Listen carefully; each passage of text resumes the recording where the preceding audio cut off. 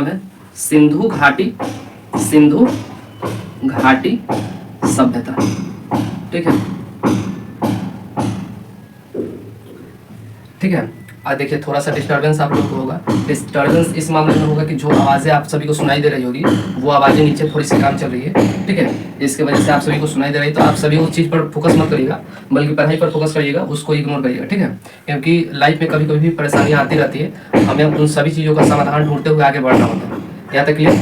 अब चलिए हम लोग जानते हैं कि यह जो सिंधु घाटी सभ्यता जो टॉपिक थी, इस टॉपिक में हम लोगों ने कौन कौन चीज़ें पढ़ चुके हैं और कौन कौन सी चीज़ें बाकी हैं जिसके बारे में हम लोगों को आज पढ़ना है।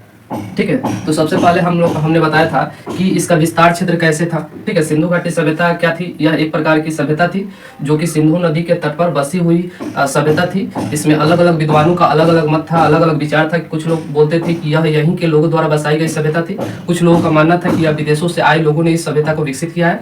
ठीक है, हालांकि अंत में चलकर मैं आप सभी को मेसोपोटामिया और यहाँ की जो सिंधु घाटी सभ्यता है और मेसोपोटामिया की सभ्यता है, इन दोनों सभ्यताओं में अंतर स्पष्ट करूंगा और यह चीजें बताने की कोशिश करूंगा कि यह जो सभ्यता थी वो मेसोपोटामिया की देन थी या फिर यह मतलब कि स्वयं से पनपी हुई एक सभ्यता थी। इसके बारे में हम लोग परिचर्चा पुनः बाद में करेंगे। ठीक है, लेकिन अभी वर्तमान समय में हम यह चीजें देखने के प्रयत्न कर रहे हैं कि कल हम लोगों ने क्या पढ़ा था।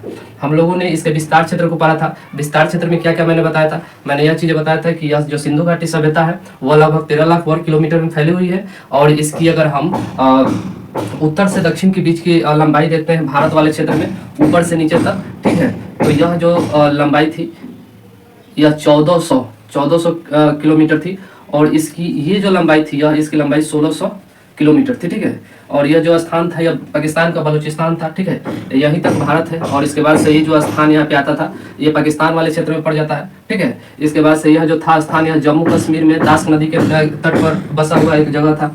ठीक है, ये गोदावरी नदी के तट पर बसा हुआ एक जगह था जो कि महाराष्ट्र में पड़ता है और ये थोड़ा सा कर्व करके ऐसे जा रहा था, ऐसे हल्का सा जा रहा था, जो कि ये यूपी में पड़ रहा था, हिंडन नदी के तट पर यूपी में। ठीक है, यहाँ पर ये जो स्थान था मैंने इन सभी को बताया था। इसका टोटल ओवरऑल जो क्षेत्रफल था, ठीक है, वो 13 लाख वर्ग किलोमीटर में इसका फैलाव हुआ था। ठीक है, मैंने इस चीज के बारे में बताया।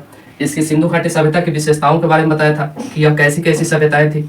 इसमें मैंने बताया था कि यह जो सभ्यता थी यह आदि ऐतिहासिक मतलब कि आदि ऐतिहासिक काल सभ्यता के नाम से जाना जाता है, क्योंकि इसमें जो लिपियां हैं वो अभी तक पढ़ी नहीं गई है। ठीक है, दूसरी बात कि यह मतलब कि एक सुसज्जित व्यवस्थित तरीके से बनाया हुआ नगर था, इसलिए इसको नगरीय सभ्यता के संज्ञा भी दी जाती है। आगे हम इसकी विशेषता में जाने थे। सबसे पहले हमने क्या बताया था कि इसको आदि ऐतिहासिक कहा जाता है। सेकेंड हमने बताया था कि यह नगरीय सभ्यता भी इसको कहते हैं।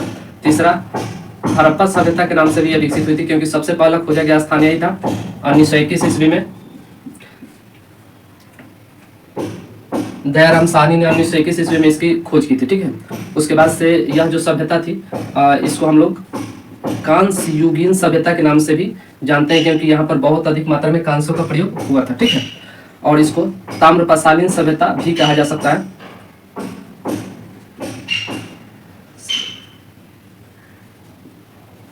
ताम्रपाशाली सभ्यता। उसके बाद से इसको हम लोग ये भी कह सकते हैं कि यह जो सभ्यता थी क्या थी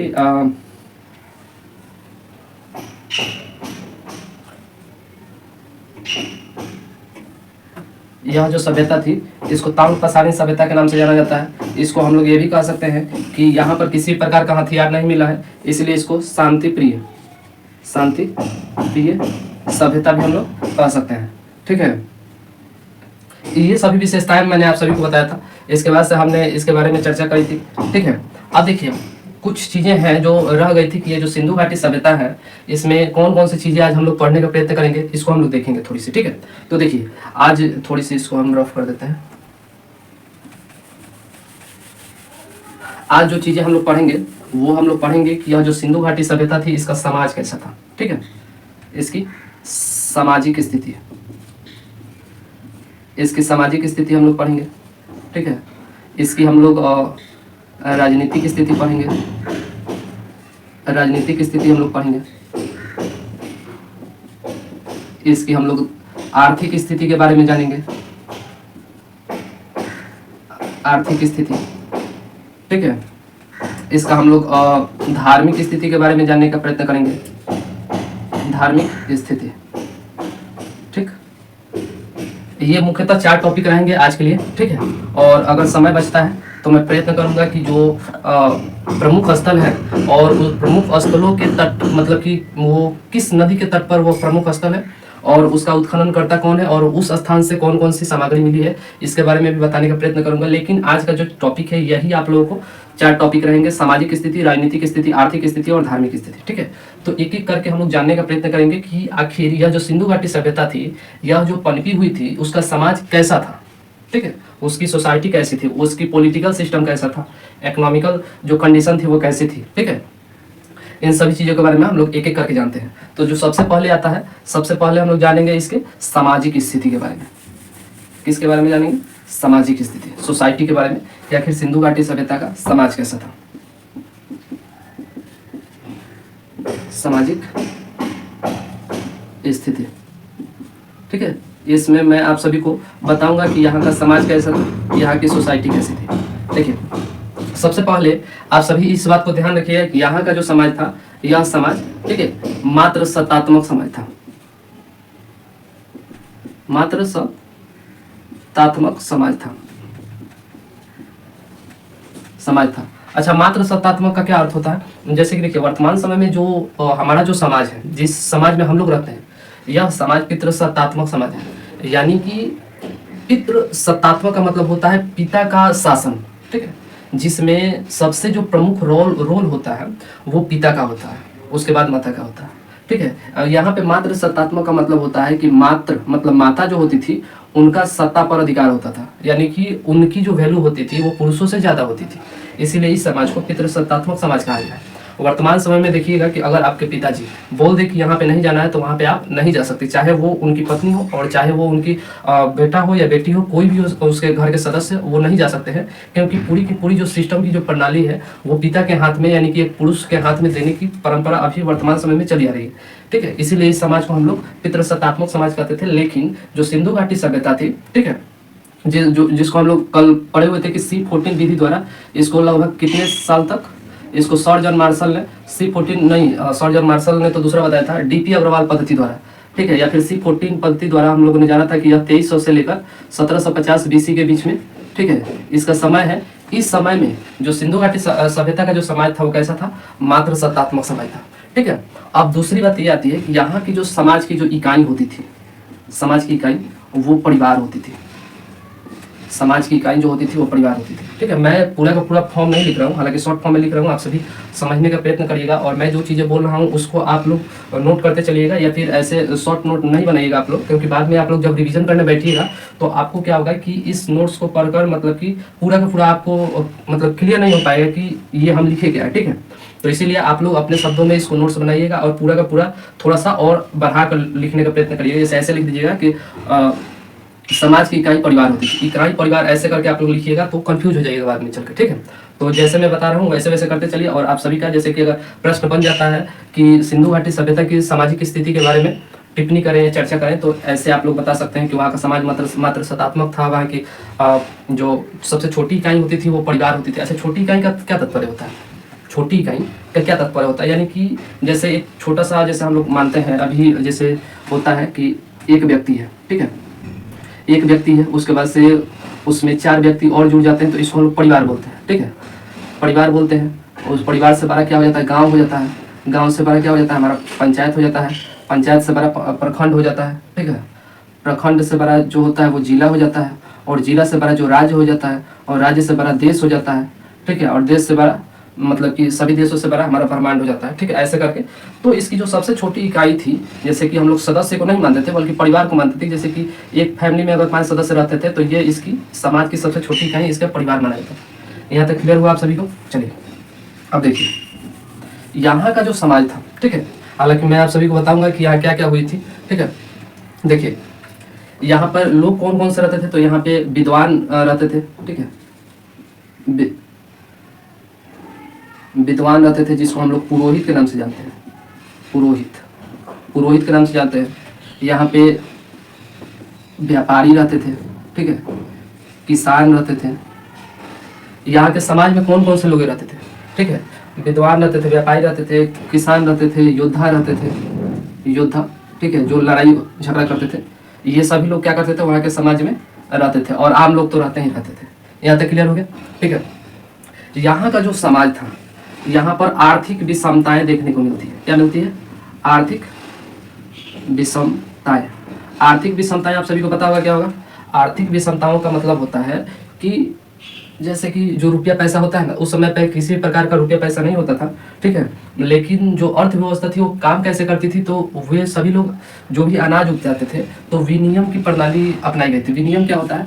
तो मतलब इधर से उधर व्यापार करना है। जैसे कि मानकर चलिए कि एक व्यक्ति के पास में चावल हुआ और दूसरे व्यक्ति के पास में गेहूँ हुआ, तो इसको गेहूँ की जरूरत है, जैसे इसके पास क्या है, चावल है, और इसके पास क्या है, गेहूँ है, ठीक है।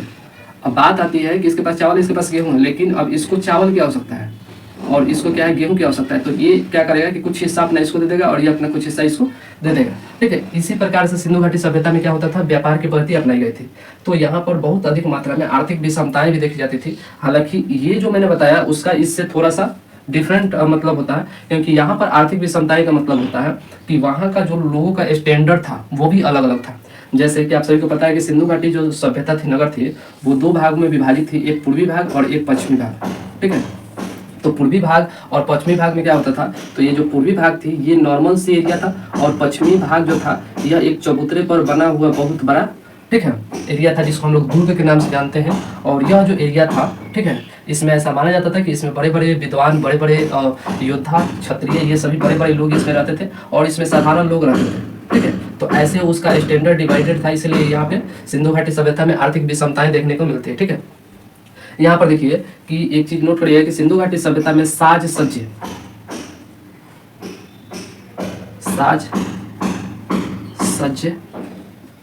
का सामान मिला है। साज सज्जा का सामान आप सभी को समझ में आता है। साज सज्जा का मतलब होता है ना कि जो सजने एथी के लिए होता है, सजने धजने के लिए, ठीक है, उसी को हम लोग क्या बोलते हैं, साज सज्जा। अब जैसे कि देखिए कि जो वर्तमान समय में जो औरतें हैं, जैसे लिपस्टिक लगाती है, पाउडर लगाती है, फेयर लवली लगाती है, इस प्रकार की अलग अलग प्रकार की चीज़ें लगाती है, तो उस समय भी ये सभी चीज़ें उतनी तो स्टैंडर्ड नहीं थी, लेकिन कुछ चीज़ों का प्रमाण मिलता है। जैसे कि देखिए मैं आप सभी को बताना चाहूँगा कि जैसे एक स्थान है, इसी में आप लोग नोट कर लीजिएगा यहाँ पे ऐसे करके, ठीक है, पोस्ट में बनाकर ऐसे आप सभी नोट कर सकते हैं, ठीक है। ऐसे आप लोग नोट कर सकते हैं कि जो चनहुद्रो है, चनहुद्रो से लिपस्टिक के साक्ष्य मिले हैं, लिपस्टिक के साक्ष्य मिले हैं। कहाँ से मिले हैं? चनहुद्रो से। ये पॉइंट आप लोग ध्यान रखिएगा, क्योंकि ऐसा होता है कि आप लोग बोलेंगे कि साज सज्जे में भी समता मिलती है, लेकिन कैसे मिलती है थोड़ी सी बताना पड़ेगा आप लोग, ठीक है। चनहुद्रो से लिपस्टिक के साक्ष्य मिलते हैं। और आगे बढ़ते हैं तो यहाँ के लोग सूती और ऊनी दोनों प्रकार के वस्त्र पहनते थे। सूती एवं ऊनी दोनों प्रकार के वस्त्रों ये लोग परिचित थे, और ये लोग सूती और ऊनी दोनों प्रकार के वस्त्रों को पहना करते थे। यहाँ तक क्लियर हो गया।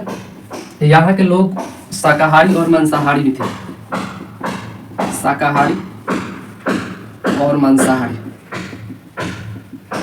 यानी कि यहाँ के लोग मांस मछली भी खाते थे और कुछ लोग ऐसे गेहूं चावल भी नॉर्मल चीजें खाकर भी जीवन व्यतीत करते थे। यानी कि शाकाहारी और मांसाहारी दोनों प्रकार के लोग यहाँ पर रहा करते थे, ठीक है। यहाँ का जो खेल था, तो यहाँ का खेल की अगर हम बात करते हैं तो चौपर और पासा, चौपर और पासा जैसे खेल खेला जाता था, ठीक है। चौपर और पासा जैसे खेल खेला जाता था। यहाँ के काफी ज्यादा प्रसिद्ध खेल था चौपर और पासा। यहाँ तक क्लियर हो गया। अब देखिए यहाँ पर जो अगर मर जाता था तो अलग अलग प्रकार की समाधि का अलग अलग तरीका होता था। जैसे कि एक होता है यहाँ पर तीन प्रकार के तीन तरीके से लोगों को जलाया जाता था, दफनाया जाता था। उसमें एक था पूर्ण समाधिकरण, पूर्ण समाधिकरण, आंशिक समाधिकरण और दाह समाधिकरण। ये तीन प्रकार का समाधिकरण होता था वहाँ पे सिंधु घाटी सभ्यता में। पूर्ण समाधिकरण का मतलब होता है कि पूरे तरीके से जो इंसान है, ठीक है, पूरे तरीके से उसको खत्म कर देना, मतलब कि उसको मतलब जैसे पूरे तरीके से उसको जला देना और जलाकर उसको विसर्जित कर देना, उसको पूर्ण समाधिकरण कहते हैं। आंशिक समाधिकरण क्या होता है कि जो आदमी मर गया है उसके शव को मतलब कि जलाया नहीं जाए और उसके शव को जमीन के अंदर गाड़ दिया जाए, ठीक है, तो उसको बोला जाता था आंशिक समाधिकरण। और दाह समाधिकरण का मतलब होता था उसका मतलब होता था कि इंसान को जलाया जाता था, ठीक है, तो उसको बोला जाता था दाह समाधिकरण। इस प्रकार के समाधिकरण, ठीक है। अब देखो यहाँ के जो लोग थे वो कुछ चीज़ों से परिचित थे, ठीक है, कुछ चीज़ों से परिचित थे। जैसे कि अगर हम मान लेते हैं तो यहाँ के लोग गणित से भी परिचित थे, यहाँ के लोग गणित से भी परिचित थे, क्योंकि गणित का जैसे कि ये लोग माप तौल की भी विधि को जानते थे। माप तौल, देखिए मैं ये सभी चीज़ें इसलिए बता रहा हूँ क्योंकि ये जो पॉइंट हैं, इन सभी पॉइंटों का साक्ष्य मिला है। जैसे कि बटखारा का साक्ष्य मिला है, जैसे उन लोगों का काउंटिंग जिस हिसाब से, हालांकि हम लोग उसको पढ़ नहीं पाए हैं, लेकिन फिर भी उसका साक्ष्य प्राप्त होता है हम लोगों को, ठीक है, ठीक है। उसको वैज्ञानिकों ने बताया कि ये प्रमाण मिला है जिसके आधार पर, ठीक है, मौसम विज्ञान आदि का साक्ष्य भी प्राप्त होता है, ठीक है। तो ये सभी चीजें हो गई आप सभी का सामाजिक, इतना पॉइंट एनफ है, ठीक है। लगभग सामाजिक स्थिति के बारे में आप सभी को जानकारी प्राप्त हो गई कि सिंधु घाटी सभ्यता की सामाजिक स्थिति कैसी थी। देखिए मैंने आप सभी को बताया है कि जो सिंधु घाटी सभ्यता थी इसका समाज कैसा था। तो सबसे पहले यहाँ का जो समाज था वो मात्र सत्तात्मक था, ठीक है। और दूसरी बात कि यहाँ की जो सबसे छोटी इकाई होती थी वो परिवार होती थी। विद्वान, पुरोहित, व्यापारी, योद्धा और सभी प्रकार के लोग यहाँ के समाज में रहा करते थे। यहाँ पर आर्थिक विषमताएं भी पाई जाती थी। साज सज्जे पर भी काफी ज्यादा बल दिया जाता था यहाँ पे, जबकि जो जिसका साक्ष्य चंद्रमुद्रों से लिपस्टिक के साक्ष्य से प्राप्त होता है, ठीक है। और दूसरी बात बोले तो यहाँ के जो लोग होते थे वो सूती और ऊनी दोनों प्रकार के वस्त्रों का इस्तेमाल किया करते थे। और यहाँ के लोग शाकाहारी और मांसाहारी भी हुआ करते थे, ठीक है। चौपर और पासा जैसे खेल यहाँ पे काफी ज्यादा प्रसिद्ध था। और पूर्ण समाधिकरण, आंशिक समाधिकरण और दाह समाधिकरण भी काफी ज्यादा प्रचलित थे। यहाँ के जो लोग थे वो कुछ चीजों का मतलब कि अगर हम बात करें तो जानकारी रखते थे, जिसमें गणित, धातु निर्माण, माप तौल की विधि, मौसम विज्ञान, इन सभी चीजों की भी जानकारी वो लोग रखते थे। यहाँ तक क्लियर हो गया, ठीक है। वही चीजें बताई कि यहाँ का समाज मात्र सत्तात्मक था। आप लोग एक दो बार रिपीट करिएगा, याद हो जाएगा। एक बार बुक बंद करिएगा, एक दो बार इसको पढ़िएगा। देखिए याद करने का अच्छा तरीका है, इसको लिखिएगा और एक से दो बार पढ़िएगा, उसको बंद करिएगा, उसके बाद से खड़े होकर, ठीक है, बोलना प्रारंभ करिएगा कि यहाँ का जो समाज था वो मात्र सत्तात्मक था। यहाँ की सबसे छोटी इकाई परिवार होती थी। यहाँ पे आर्थिक विषमताएं थी। यहाँ का लोग चौपर पासा जैसे खेल खेला करते थे। यहाँ पर सूती ऊनी दोनों प्रकार के थी क्या बोलते थे वस्त्र पहना जाते थे। यहाँ के लोग शाकाहारी मांसाहारी भी होते थे। यहाँ पर दाह समाधिकरण, आंशिक समाधिकरण और पूर्ण समाधिकरण की स्थिति भी प्रचलित थी। गणित, माप तौल, मौसम विज्ञान आदि से भी यहाँ के लोग परिचित थे। यहाँ पे साज सज्जा के साक्ष्य मिलते हैं, जिससे कि चंद्रमुद्रों से लिपस्टिक के साक्ष्य का भी प्रमाण मिलता है। यहाँ के जो समाज था उसमें विद्वान, पुरोहित और सभी प्रकार के योद्धा आदि प्रकार, मतलब सभी प्रकार के लोग रहा करते थे। इस प्रकार से करके आप लोग 2-3 बार बोलने का प्रयत्न करिएगा, या इसकी सामाजिक स्थिति आप लोगों को कंफर्म हो जाएगी, ठीक है। और दूसरी बात आप सभी को बता दें कि सिंधु घाटी सभ्यता जिस भी एग्जाम में पूछे जाते हैं, चाहे वो बीए हो, चाहे वो एमए हो, चाहे वो इंटर हो, चाहे वो किसी भी कॉम्पिटेटिव एग्जाम में आ जाते हैं, ठीक है, तो उसमें ये जो पॉइंट है, इस सभी पॉइंट से आप लोग कुछ और भी ऐड करके लिख सकते हैं, ठीक है। इस सभी पॉइंट को, जैसे कि मात्र सत्तात्मक समाज था, तो अभी आप लोग वर्तमान युगीन समाज को दर्शाते हुए और उस समय के समाज को बारे में अगर लिखेंगे तो 2 लाइन तो आराम से लिख ही सकते हैं, ठीक है। 2 लाइन 3 लाइन तो लिख सकते हैं कि वर्तमान समय में जो समाज है वो पितृ सत्तात्मक समाज है और यहाँ की स्थिति ऐसी ऐसी है। लेकिन उस समय के समाज मात्र सत्तात्मक था, और जबकि पूरी की पूरी जो मतलब समाज था वो मतलब औरतों को काफी ज्यादा सम्मान दिया करता था, ठीक है। जैसे कि मैं आप सभी को जैसे एक नाम बताना चाहता हूँ, कई सारे नाम हैं, ठीक है। जैसे आप लोग नाम सुनेंगे गौतमी पुत्र सातकर्णी, ठीक है। तो ऐसे करके वो मतलब पुत्र के नाम में माता का नाम जोड़ा जाता, जैसे गौतमी पुत्र, ठीक है, ऐसे करके नाम जोड़ा जाता था। और उससे पता चलता था कि वहाँ का समाज मात्र सत्तात्मक थी। हालांकि ये जो मैंने नाम बताया ये उस समय का नाम नहीं है, ये मध्य भारत का नाम है, ठीक है। चलिए अब आगे बढ़ते हैं। आशा करता हूँ कि ये सभी चीज़ें आप सभी को याद हो गया होगा अच्छे से। यहाँ का समाज, ठीक है, यहाँ का समाज एकदम अच्छे से आप सभी को कंफर्म हो गया होगा, ठीक है। मैंने जो चीज़ें बताया है, जो भी 10-12 पॉइंट है, आप सभी इसको 2-3 बार रिपीट करिएगा। और आप सभी देखिएगा कि आप लोग ग्रेजुएशन में हैं, एमए कर रहे हैं, पोस्ट ग्रेजुएशन कर रहे हैं, मतलब कहीं पे भी है, और समाज से रिलेटेड अगर सिंधु घाटी से अगर टॉपिक पढ़ता है तो आप लोग इजीली इसको मतलब कि 4 पेज, 5 पेज, 6 पेज में जितना चाहे उतना में इसको विस्तारित करके आप लोग लिख सकते हैं। आप सभी को समझ होना चाहिए कि यहाँ का समाज कैसा था, क्योंकि आप सभी को की पॉइंट मिल गए कि हाँ ऐसे ऐसे था, ठीक है। एग्जाम में जो प्रश्न पूछा था वो कैसे पूछे जाते हैं, तो प्रश्न पूछे जाते हैं कि यहाँ के लोग इस चीज पर ध्यान नहीं दिया करते थे, ठीक है। तो दे देगा कि माप तौल, साज सज्जा, ठीक है, ऐसे करके 4 ऑप्शन दे देगा, ठीक है।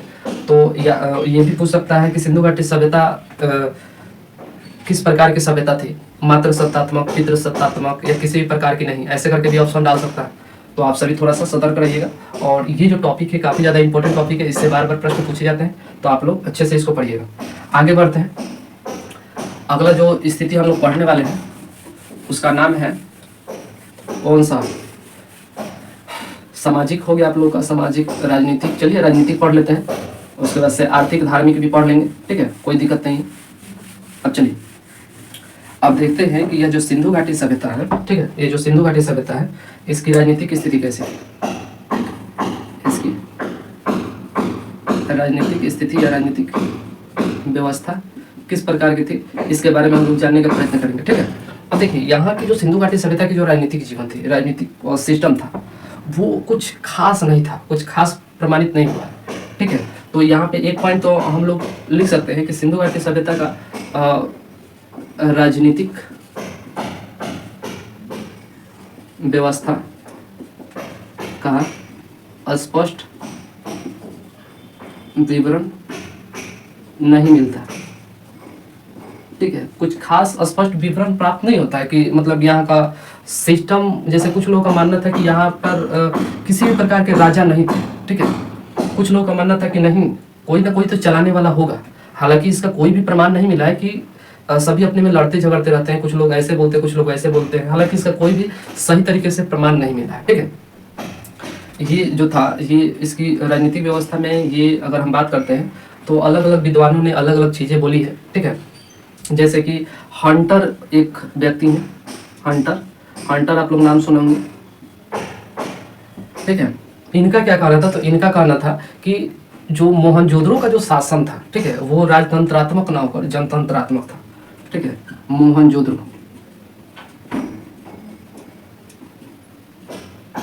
मोहनजोदड़ो का शासन राजतंत्रात्मक नहीं बल्कि जनतंत्रात्मक था। अब इसका क्या मतलब होता है, जैसे कि मोहनजोदड़ो जो स्थान था वहाँ पर जो शासन व्यवस्था थी वो किसी राजा द्वारा नहीं संचालित की जा रही थी, बल्कि वो जनता द्वारा, यानी कि जनतंत्रात्मक, जनता द्वारा संचालित की जा रही थी, ठीक है। अब देखिए एक व्यक्ति थे जिनका नाम था व्हीलर। तो व्हीलर का क्या मतलब था, तो इनका कहना था कि जो सिंधु घाटी सभ्यता है इसकी जो शासन व्यवस्था थी, ठीक है, जो सिंधु घाटी सभ्यता की जो शासन व्यवस्था थी वो यानी कि मध्य वर्गीय, ठीक है, जनतंत्रात्मक शासन था। उसमें धर्म की महत्ता ज्यादा देखने को मिलती है। तो इनका कहना था कि सिंधु घाटी सभ्यता, सिंधु की शासन व्यवस्था, सिंधु घाटी की जो शासन व्यवस्था थी वो मध्यवर्ती या मध्यवर्गीय बोल सकते हैं, मध्यवर्ती सही रहेगा। सिंधु की शासन व्यवस्था मध्यवर्ती, ठीक है, मध्यवर्ती जनतंत्रात्मक थी और इसका धर्म की ओर झुकाव था, ठीक है। मतलब कि व्हीलर जो थे वो भी ये चीजें मानते हैं कि जो सिंधु की जो शासन व्यवस्था थी वो कहीं ना कहीं जनतंत्रात्मक थी, यानी जनता द्वारा संचालित की जाती थी। लेकिन ये एक पॉइंट देते हैं कि यह जो था वो धर्म की तरफ झुका हुआ था, यहाँ के लोग धर्म उनको ज्यादा मतलब कि प्रोत्साहित करते थे, ज्यादा मानते थे, ठीक है। हालांकि आप सभी को बाद में बताऊंगा कि जो धार्मिक स्थिति है उसमें कैसे लोग मातृ देवी की पूजा करते थे, कैसे ईश्वर की पूजा करते थे, अलग अलग वृक्षों की पूजा किया करते थे, और वे लोग भूत प्रेत पर कैसे विश्वास किया करते थे। इन सभी चीज़ों के बारे में मैं आप सभी को धार्मिक स्थिति में बताऊंगा। अभी मैं राजनीतिक स्थिति के बारे में बता रहा था, तो हंटर का व्हीलर का दो लोगों का मैंने मत बताया। तो मतलब कि इनका है कि जो शासन व्यवस्था थी वो राजतंत्रात्मक नहीं होकर बल्कि जनतंत्रात्मक थी, और ये जो व्हीलर जो थे उनका कहना था कि मध्यवर्तीय जनतंत्रात्मक थे, मतलब कि बीच बीच का मामला था, मतलब 100% श्योर ये भी नहीं, ठीक है, जनतंत्रात्मक थे लेकिन धर्म की ओर क्या था, झुकाव था।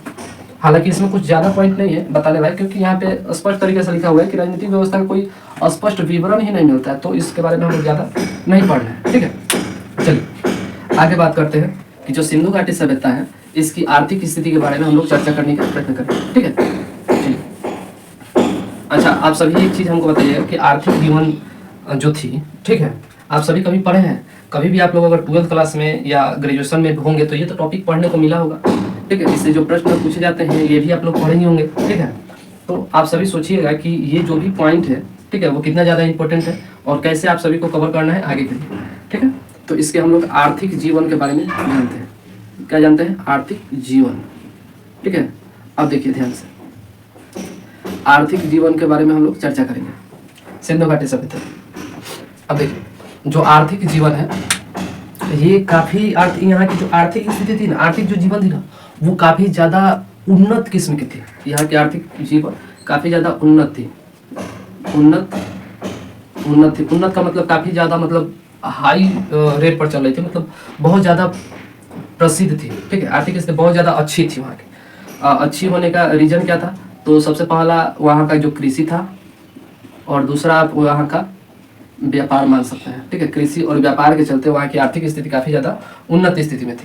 ठीक है, अब देखिए जो एथी थे यहाँ की आर्थिक जीवन में सबसे बड़ा मतलब कि उन्नत कब देखने को मिलती है कि जब अधिशेष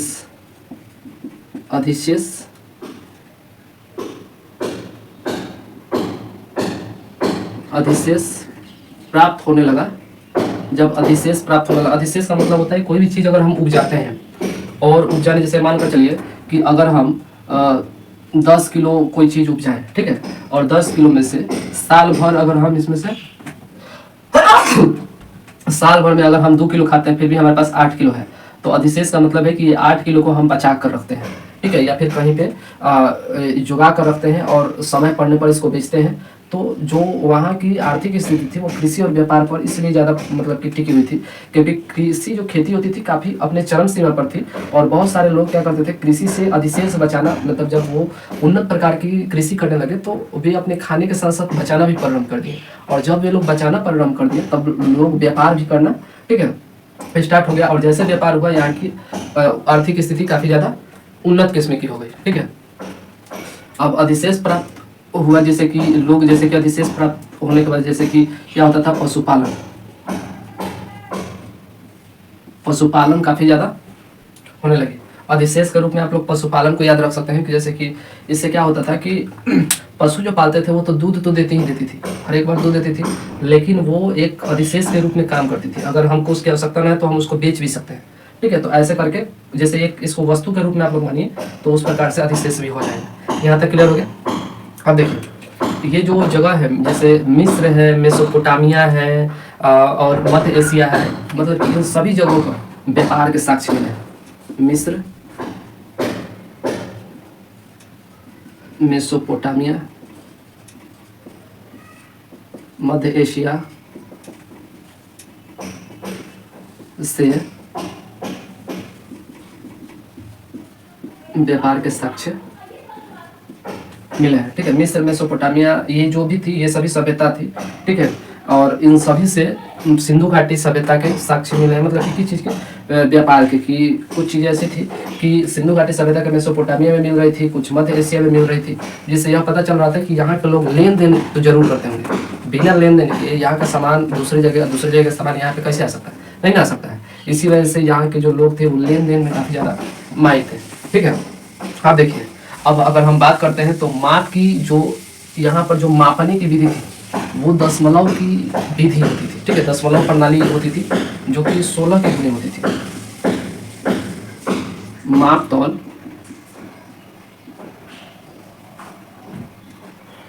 तौल कैसे होती थी? तो दशमलव विधि द्वारा होती थी जो कि 16 के गुणक होती थी। 16 के गुणक होती थी।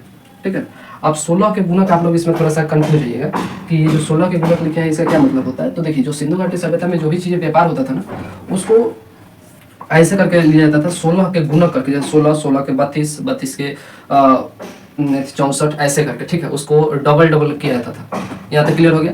आगे बढ़ते हैं। अब बात करते हैं कि यहाँ के आर्थिक जीवन में लोग क्या क्या चीज़ें रोपते थे। तो यहाँ के लोग मटर, गेहूँ, कपास, सरसों, मटर, गेहूँ, कपास, सरसों, तिल आदि की क्या करते थे, खेती करते थे। यहाँ तक क्लियर हो गया। मटर, गेहूँ, कपास, सरसों, तिल आदि की खेती ये लोग किया करते थे। ठीक है। यहाँ पर देखने को मिलता है कि पशुओं का विकास होता है, पशुओं का विकास होता है, और पशुओं का विकास में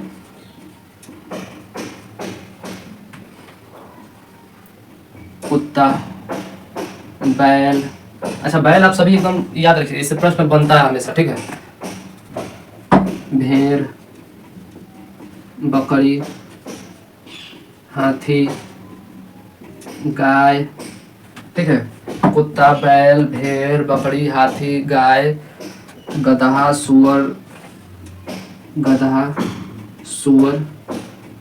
इन सभी का आदि पशुओं का क्या मिलता है, साक्ष्य मिलता है। ठीक है। और ये सभी वहाँ के सिंधु घाटी सभ्यता के आर्थिक जीवन में काफी ज्यादा अपना योगदान दिया करते थे। यहाँ तक क्लियर हो गया।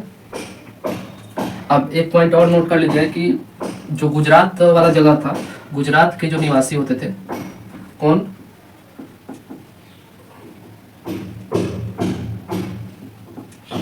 गुजरात के निवासी,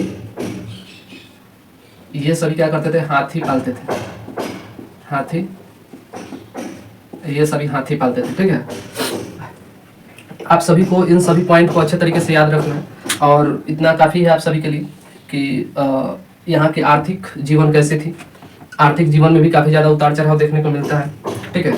अब देखिए हमने कौन कौन से पॉइंट बताया, आप सभी को मैं थोड़ा सा इंक्लूड करना चाहूँगा। मैंने यह बताया कि यहाँ की आर्थिक जो थी, ठीक है, आर्थिक जीवन कृषि और व्यापार पर आधारित थी। ठीक है। ये पॉइंट ध्यान रखिएगा, इंपॉर्टेंट है। यहाँ की आर्थिक जो जीवन थी वो कृषि और व्यापार पर आधारित थी।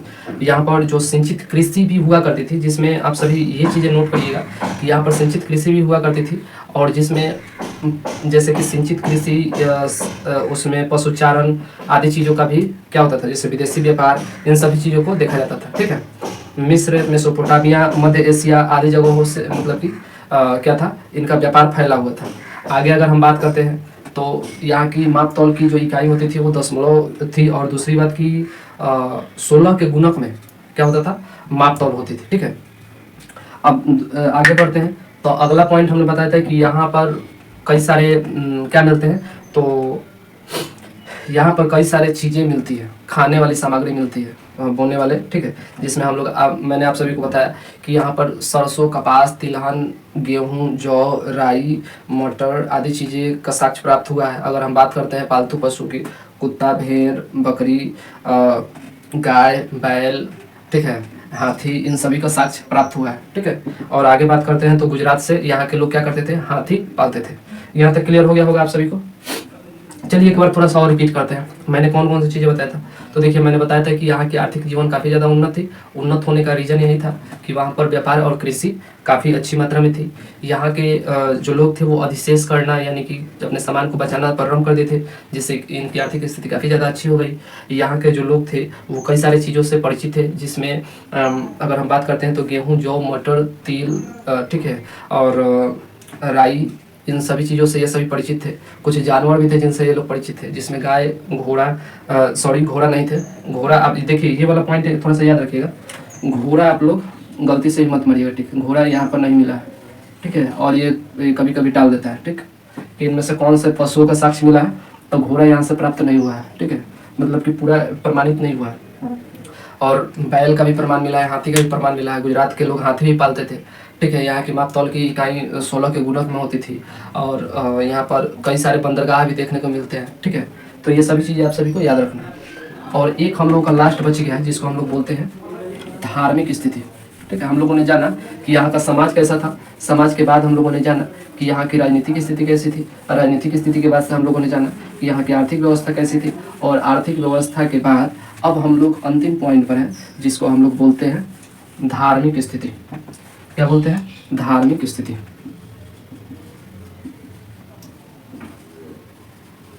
यहाँ की धार्मिक स्थिति कैसी थी, धार्मिक व्यवस्था कैसी थी। देखिए ये तो धर्म केंद्रित पूरी तरह से नहीं कह सकते कि धर्म केंद्रित था, लेकिन यहाँ के लोग धर्म को मानते थे। ठीक है, यहाँ के जो लोग थे ये लोग ईश्वर में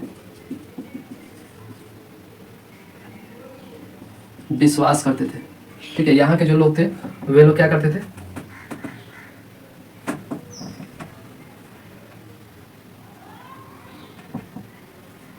ईश्वर में विश्वास करते थे।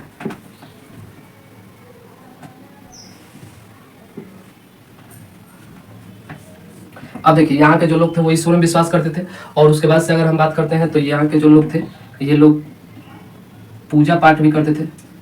पूजा पाठ, और पूजा पाठ किसका किसका करते थे, तो ये लोग जो पूजा पाठ करते थे वे करते थे वृक्ष की पूजा करते थे, पक्षियों की पूजा करते थे, वृक्ष की पूजा करते थे, पक्षियों की पूजा करते थे। ठीक है, पशुओं की पूजा करते थे, ठीक है, आदि लगा दीजिए। इन सभी चीज़ों का ये लोग क्या करते थे, पूजा करते थे। जैसे कि आप लोग बरगद और आदि चीज़ों का नाम सुने होंगे, बरगद, पीपल, ये सभी। ठीक है, जैसे कि पक्षियों में आप लोग सुने होंगे कि मोर का पूजा होता है, और कई सारे वाहन होते हैं देवी देवताओं का, उनका पूजा होता है। पशुओं में आप लोग गाय वाय के बारे में सुने होंगे। ठीक है, जो भी गाय की पूजा यहाँ पे काफ़ी ज़्यादा प्रचलित देखने को मिलती है। यहाँ के जो लोग थे ये लोग भूत प्रेत पर विश्वास करते थे। भूत प्रेत पर क्या करते थे, विश्वास करते थे। यहाँ के लोग भूत प्रेत पर विश्वास करते थे। ये पॉइंट आप सभी नोट करिएगा कि यहाँ के लोग, ठीक है, यहाँ के लोग ताबीज भी पहनते थे। ठीक है, जादू टोना,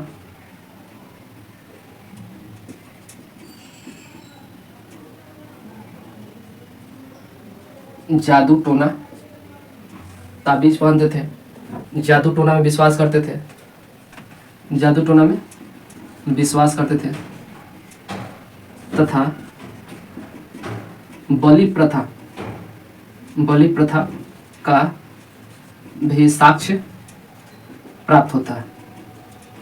बलि प्रथा का भी साक्ष्य क्या होता है, प्राप्त होता है। इन सभी चीज़ों के बारे में आप सभी थोड़ा सा ध्यान करके रखिएगा। ठीक है, कि इन सभी चीज़ों में क्या क्या प्राप्त होती है।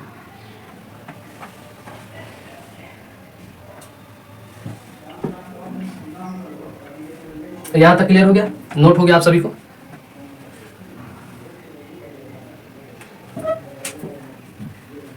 यहाँ के जो लोग थे वो मात्र देवी, रुद्र देवी, पशुपति, लिंग योनि,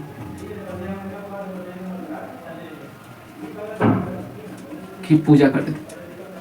इसका साक्ष्य प्राप्त होता है।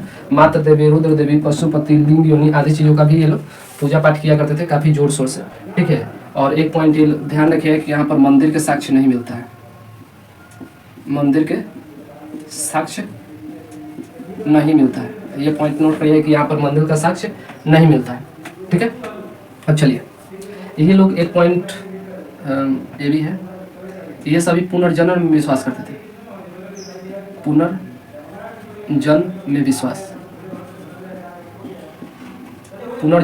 करते थे लोग। ठीक है, पुनर्जन्म ऐसे मानते थे कि मतलब कि मरने के बाद भी जीवन होता है। इसी वजह से कहीं कहीं पर ऐसा साक्ष्य प्राप्त हुआ है जहाँ पर जैसे कि किसी स्थान पर आप देखिएगा तो किसी पुरुष को या किसी स्त्री को अगर दफनाया गया है तो वहाँ पर उसके दफन मतलब उसके लाश के साथ साथ वहाँ पर कई सारे जानवरों के, कई सारे खाने की सामग्री, कई सारे सोना चांदी भी दफना दिया जाता था, क्योंकि उन लोगों का मानना था कि ये जब वहाँ पे जाएगा तो वहाँ पे फिर खाएगा क्या। ठीक है, तो इसलिए जो भी चीज़ें होती थी वो दे दिया करते थे। ठीक है, तो धार्मिक स्थिति में हम लोगों ने क्या पढ़ा, तो ये चीज़ जाना कि देखिए यहाँ के जो लोग थे वो ईश्वर में विश्वास करते थे, पूजा पाठ करते थे। ठीक है, पूजा पाठ में वृक्ष की, पक्षियों की, पशुओं की आदि सभी चीज़ों की पूजा पाठ करते हैं, ये पॉइंट ध्यान रखिएगा। लेकिन यहाँ पर कोई किसी प्रकार का मंदिर नहीं मिला है। विश्वास करते थे, मंदिर नहीं बनाए थे, मंदिर का साक्ष्य प्राप्त नहीं होता है। भूत प्रेत पर विश्वास करते थे, इन लोगों का मानना था कि भूत प्रेत भी होता है। ताबीज, जादू टोना और आदि चीज़ों में भी विश्वास करते थे। बलि प्रथा का भी साक्ष्य यहाँ से प्राप्त होता है। मात्र देवी, रुद्र देवी, पशुपति, लिंग योनि आदि चीज़ों का भी पूजा होता था। पुनर्जन्म में विश्वास करते थे। इन लोगों का मानना था कि दोबारा भी जन्म हो सकता है, मतलब होता है। ठीक है, हो सकता है नहीं, होता है। ठीक है, इसीलिए ये देखिए जो सिंधु घाटी सभ्यता के मैंने 4 स्थिति बताई। देखिए धार्मिक स्थिति को एक बार थोड़ा सा रिपीट कर लेते हैं। मैंने बताया कि जो धार्मिक स्थिति थी, यहाँ का जो लोग थे वो धर्म को मानते थे। ठीक है, यहाँ के लोग ईश्वर में विश्वास करते थे। ईश्वर में अपनी आस्था रखते थे। मात्र देवी, रुद्र देवी, पशुपति आदि लोगों की क्या करते थे ये लोग, पूजा अर्चना करते थे। ठीक है, यहाँ के और भी कई सारी चीज़ें हैं, जैसे कि मैंने यहाँ पर बताया था, मात्र देवी, रुद्र देवी, पशुपति, लिंग योनि आदि चीज़ों का पूजा करते थे। यहाँ के जो लोग थे वो पशुओं की पूजा करते थे, वृक्षों की पूजा करते थे, पक्षियों की पूजा करते थे। ठीक है, और यहाँ के जो लोग थे वे क्या करते थे कि पुनर्जन्म विश्वास करते थे। ऐसा मानते थे कि इनका जो जन्म है वो दोबारा भी होता है। ठीक है, कंफर्म थे, मतलब इनका मानना था ऐसा। ठीक है, हालांकि ऐसा तो होता नहीं था, लेकिन इनका मानना था। ये लोग भूत प्रेत पर भी काफ़ी ज़्यादा विश्वास करते थे, जादू टोना आदि चीज़ों पर ताबीज़ भी बनवा के रखा करते थे। ठीक है, तो ये तो रहा इसकी धार्मिक स्थिति। यहाँ तक क्लियर हो गया। ठीक है, चलिए मैंने आप सभी को एक बार रफली बता देता हूँ कि मैंने आप सभी को कौन कौन सी चीज़ें बताई है। ठीक है, चलिए देखिए, मैंने बताया था इसकी, एक तो इसकी सामाजिक स्थिति, दूसरी चीज हमने बताया था इसकी राजनीतिक स्थिति, तीसरा हमने बताया था इसकी आर्थिक स्थिति, और चौथा हमने बताया था इसकी धार्मिक स्थिति। और इन चारों टॉपिक को हम लोगों ने कंप्लीट किया। ठीक है, इसमें हमने बताया था कि यह जो समाज था वो मात्र सत्तात्मक समाज था। यहाँ का जो समाज था, यहाँ पर मतलब कि औरतों को काफ़ी ज़्यादा इज्जत किया जाता था, औरतों को काफ़ी ज़्यादा माना जाता था। ठीक है, यहाँ का जो समाज था, ठीक है, वो क्या करता था कि साज सज्जा पर भी काफ़ी ज़्यादा ध्यान दिया करता था। चंद्रों से लिपस्टिक के भी साक्ष्य प्राप्त हुए हैं। इस समाज में ये भी चीज़ें देखने को मिलती है कि पूर्ण समाधिकरण, आंशिक समाधिकरण और दाह समाधिकरण जैसी प्रथाएं भी प्रचलित थीं। ठीक है, समाज में बलि प्रथा का भी, हालांकि धार्मिक में भी हम लोग पढ़े थे, इसमें भी जोड़ सकते हैं सामाजिक स्थिति में कि बलि प्रथा का भी प्रचलन देखने को मिलता है। ठीक है, यहाँ की जो समाज की जो सबसे छोटी इकाई होती थी वो परिवार होती थी। ठीक है, और यहाँ का जो समाज था, यहाँ पर काफ़ी ज़्यादा विषमताएँ देखने को मिलती है। कुछ लोग बड़े लोग होते थे, यहाँ पर जो विधवा, और भी इसमें बहुत सारे पॉइंट हम लोगों ने पढ़ा था कि यहाँ पर पुरोहित मतलब जिसको हम लोग विद्वान बोलते हैं, और मतलब कि आम लोग, योद्धा लोग, सभी प्रकार के लोग यहाँ पर पाए जाते थे। राजनीतिक स्थिति में हम लोगों ने ज़्यादा कुछ नहीं पढ़ा था क्योंकि इसका स्पष्ट जानकारी नहीं प्राप्त होता। व्हीलर के बारे में हम लोगों ने एक पॉइंट पढ़ा था। ठीक है, व्हीलर ने बताया था कि यहाँ का जो समाज है, ठीक है, ये मध्यवर्गीय मतलब मध्यवर्ती राजतंत्रात्मक है। ठीक है, और ये लोग धर्म की ओर इन लोगों का झुकाव, ठीक है, ज़्यादा है। इस प्रकार से हम लोगों ने पढ़ा था। और आर्थिक स्थिति में हम लोगों ने पढ़ा था कि यहाँ की जो आर्थिक स्थिति थी वो काफ़ी ज़्यादा उन्नत स्थिति में थी। दूसरी बात हम लोगों ने पढ़ा था कि यहाँ की जो मतलब कि उन्नत स्थिति होने का पीछे रीजन ये था कि यहाँ पर कृषि और व्यापार काफ़ी ज़्यादा अच्छे होता था, अधिशेष प्राप्त होने लगे थे। यानी कि सभी किसान जो थे वो बहुत अधिक मात्रा में क्या करते थे कि चीज़ों को बचा लिया करते थे। इसके बाद से हम लोगों ने पढ़ा कि जो भी चीज़ें होती थी, ठीक है, वहाँ की जो माप तौल की जो पद्धति होती थी वो 16 के गुणक में होती थी, दशमलव प्रणाली जिसको बोलते हैं। यहाँ की जो अगर हम बात करते हैं व्यापार की, तो मिस्र, मेसोपोटामिया और मध्य एशिया तक इसका व्यापार का साक्ष्य प्राप्त होता है। ठीक है, और भी कई सारे पॉइंट्स ऐसे हैं जिसके बारे में हम लोगों ने चर्चा करी थी। धार्मिक स्थिति में हम लोगों ने बोला कि ये लोग धर्म को मानते थे, धार्मिक मतलब कि ये लोग ईश्वर को भी विश्वास करते थे, ये लोग पूजा पाठ करते थे, जिसमें से पशुपति, मातृ देवी, लिंग योनि आदि चीज़ों का भी पूजा करते थे। ठीक है, पूजा की अगर हम बात करते हैं तो ये लोग पशु की, पक्षी की और वृक्षों की भी पूजा किया करते थे। अगर हम इसमें और चीज़ें बात करते थे, ये लोग ताबीज़ भी बनवा कर पाना करते थे। ये लोग पुनर्जन्म में विश्वास किया करते थे, हालांकि यहाँ से मंदिर के साक्ष्य प्राप्त नहीं हुआ है। ठीक है, इन सभी पॉइंट को मैंने इंक्लूड कर दिया और आप सभी ऐसे ही करके आप लोग याद करिएगा। 2-4 बार बोलिए। कितना टाइम लगता है? 5 से 7 मिनट लगेगा। आप सभी पॉइंट को एकदम धड़ाधड़ बोल दीजिएगा, पूरा का पूरा कंप्लीट हो जाएगा। ठीक है, और जब अगले दिन मैं आऊँगा तो मैं आप सभी को यही चीज़ें बताऊँगा कि इसकी जो प्रमुख स्थल है, यानी कि जैसे कि हड़प्पा स्थल है। ठीक है, हड़प्पा स्थल है, तो जो हड़प्पा स्थल है, हड़प्पा स्थल के बारे में हम लोग जानेंगे कि जैसे कि यह हड़प्पा स्थल के दयाराम साहनी ने इसकी क्या करी थी, खोज की थी। कब की थी? तो यह 1921 ईस्वी में की थी। और उसके बाद से इससे कौन कौन से, ये जो 1921 ईस्वी में दयाराम साहनी ने की थी, इस स्थान से ये जो इस हड़प्पा जो सभ्यता था वो किस नदी के तट पर था? तो रावी नदी के तट पर था। ठीक है, इससे कौन कौन से साक्ष्य मिले हैं, हड़प्पा से कौन कौन से साक्ष्य मिले हैं? ठीक है, और मोहनजोदड़ो से कौन कौन से मिले हैं, लोथल से कौन कौन से मिले हैं, कालीबंगा से कौन कौन से साक्ष्य मिले हैं, किसने उसकी मतलब की थी। तो इन सभी के बारे में हम लोग आगे चर्चा करेंगे, लेकिन आज के लिए आप सभी इसको काफ़ी अच्छे तरीके से याद करिएगा और इसको कंप्लीट रखिएगा। ठीक है, तो चलिए।